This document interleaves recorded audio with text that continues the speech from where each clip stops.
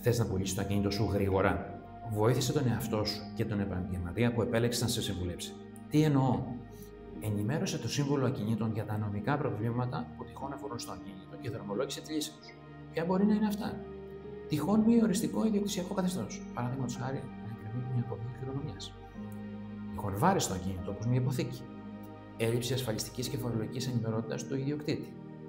Τυχόν οφειλές θα πρέπει να παρακρατηθούν στην χειρότερη περίπτωση κατά τη μεταβίβαση. Οφειλές από κοινόχρηστα έξοδα ή από λογαριασμούς κοινής ωφελίας.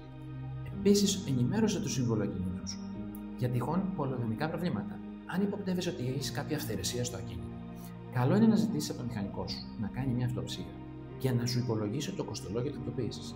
Θυμίζω ότι ένα ακίνητο, αν δεν είναι πλήρως πολεοδομικά τακτοποιημένο, δεν μεταβιβάζεται.